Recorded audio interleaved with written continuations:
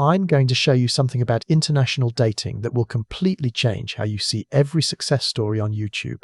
Every woman calling you handsome in your DMs, every friend telling you, brother, you just need to look abroad. Mike was 59, retired engineer from Michigan, spent 30 years building his pension, divorced, living alone, exhausted by American women who wanted to know his net worth before his last name. Then he met her online.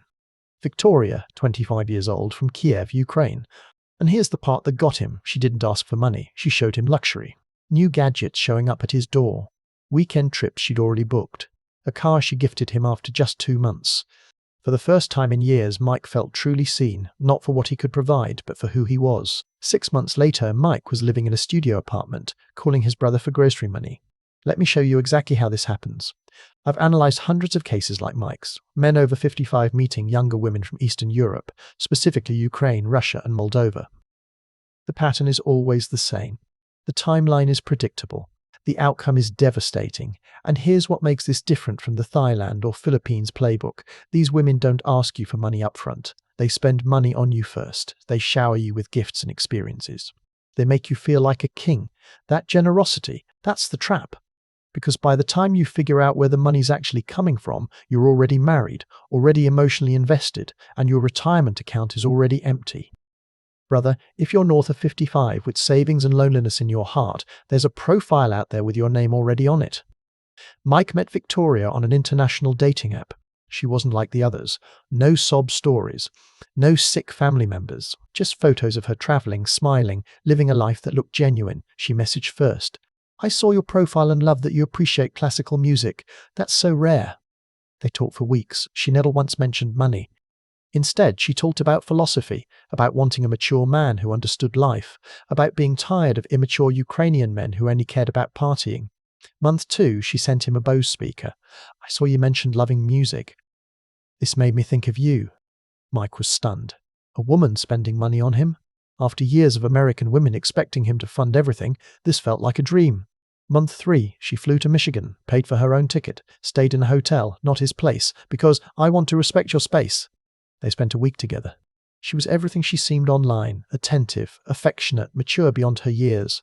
Then came the big gesture. I want you to have this, she said, handing him keys to a car she'd leased for him. A nice sedan, nothing flashy but thoughtful. Mike was falling hard. Month 4, she suggested he visit Ukraine. She'd pay for everything, the flights, the hotels, the restaurants. You've worked so hard your whole life. Let me take care of you for once. Mike went, and for 2 weeks he lived like royalty. 5-star hotels, private drivers, restaurants where the menus didn't have prices. She introduced him to her family educated, warm, welcoming people who treated him like he'd already joined the family. On the last night, her father pulled him aside. My daughter loves you. I can see it. If you're serious about her, you should think about investing in your future together. That's when the ask came, not from her, from her father. A business opportunity, a friend's tech startup needing $80,000 to expand. Low risk, high return. The family had already invested. Would Mike want to be part of the family's success? Mike hesitated, but after everything she'd done for him, after all the money she'd spent, how could he say no? He wired $80,000 2 days after returning home. Here's what Mike didn't know. That car, leased in his name. She'd signed him up for a 3-year lease at $65 a month while he was distracted by romance. The bill hit his account 2 weeks later, the Bose speaker. Bought on a credit card she'd opened in his name using information she'd gathered during their innocent conversations about his birthday, his address, his mother's maiden name, those luxury hotels in Ukraine. Mike's credit card. She'd handled the booking but used his card details she'd saved from an earlier purchase he'd authorized. The family dinner with her educated, welcoming relatives, paid actors. You can rent a family in Ukraine for $50 a day. They had a script. They played their parts perfectly. And that business opportunity? There was no tech startup. The money went straight into accounts Mike would never trace. But here's the genius of the trap. Mike didn't feel scammed. He felt like he'd made a bad investment because she didn't take the money directly. She guided him into giving it willingly. That's the difference between this scam and the obvious ones. You're not being robbed, you're being led. And by the time you realize what happened, you're too embarrassed to report it because you willingly sent the money. Mike lost $20,000 total. The business investment, the car lease, credit card charges he didn't authorize, and another $20,000 he sent later for what she called a family emergency. She disappeared the day after the last transfer cleared, blocked him on every platform. And when Mike tried to report it, he learned something devastating. None of it was technically illegal. He'd signed documents, he'd authorized transfers, he'd made decisions, bad decisions, but his decisions. Look, if this sounds familiar, if you know someone who's met a younger woman abroad who seems too generous, too perfect, drop a comment. Share what you've seen. Your warning might save the next guy. Let's continue. Trap 1. The reverse gold digger. She spends money on you first. Gifts, trips, experiences. You feel like she's investing in the relationship, so you should too. But everything she spends is actually your money being laundered through her. The car lease in your name. Credit cards you didn't know existed. Bookings charged to your accounts. By the time you figure it out, you owe more than you ever received. Trap 2. The family validation. She doesn't ask for money. Her family does. And they do it in a way that feels like an opportunity, not a scam. We're all investing in this business. We'd love for you to be part of the family's success. You're not just giving money to a girlfriend, you're joining the family. That framing makes it feel legitimate. It makes saying no feel like rejecting her entire family. And when it falls apart, she can say, I never asked you for anything. You wanted to invest. Trap 3. The luxury lifestyle illusion. She lives a life that looks expensive. Designer clothes, nice apartments, international travel, and you think, she must have money, but she doesn't. She's running this on 3 other men simultaneously. Everything she's showing you is funded by someone else's retirement account. You're just the next investor in a lifestyle that's always one wire transfer away from collapse. And here's what makes this track so effective. You think you're different. You think, she's not with me for money. Look at how much she spends on me. Brother, that's not generosity, that's bait. Real wealthy women don't date broke men. And women who shower you with gifts after 2 weeks don't love you. They're establishing a debt you'll feel obligated to repay. And when the bill comes, it'll be 10 times what she spent on you. Here's what to watch for, and once you recognize these patterns, you'll see the setup everywhere. Before you meet, she often messages you first, commenting on specific details of your profile to create a sense of connection. At this stage, there are no immediate money requests. That's the key tell. The patience is the trap. She'll talk about wanting a mature, stable man while her photos display a lifestyle that seems expensive. She may suggest video calls, but her camera frequently has technical issues, which subtly maintains control and distance. When you meet, she may pay for things, early meals, gifts, and small expenses to create a sense of generosity and trust. She might introduce you to family who appear educated and successful, further reinforcing legitimacy. She stays in hotels instead of your place, which cultivates the illusion of independence. And she's affectionate, but insists on taking things slow. Casual mentions of investments or business opportunities start to slip into conversation, planting ideas of collaboration. During the transition phase, family members may suggest business opportunities while she begins having technical issues with her bank. She might accidentally use your card once and apologize profusely, and suddenly subscriptions or charges appear that you don't remember authorizing. She may encourage moving money into better investments, framing it as your advantage. Finally, during the extraction, large asks appear, framed not as requests but as opportunities, often with pressure coming from her family as well. Timelines speed up suddenly with wedding talk or moving plans. She becomes less available after transfers, and new emergencies crop up every few weeks, keeping you off balance. If you notice 3 or more of these behaviors, brother, you're not dating, you're being positioned. Tom, 62, from Ohio, met Anna, 27, from Odessa.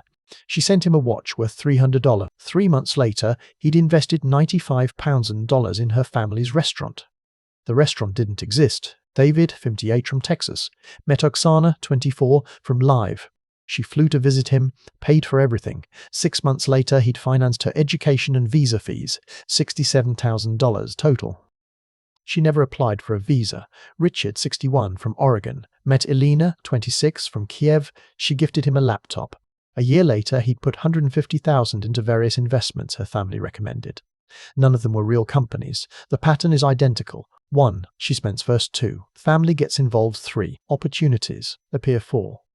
Money transfers to accounts you can't trace. 5. She disappears after the money runs out, and here's what makes this so devastating. These men can't report it as fraud because they authorized the transfers. They signed documents. They agreed to invest. They weren't stolen from. They were guided into giving. That's why this scam is so effective. There's no crime to report, just terrible financial decisions you made while believing someone loved you.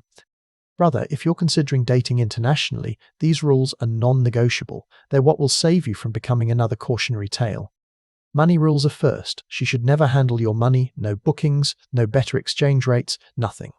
Absolutely no business investments with her family, no matter how promising it sounds. No loans, no co-signing, no credit in your name for her.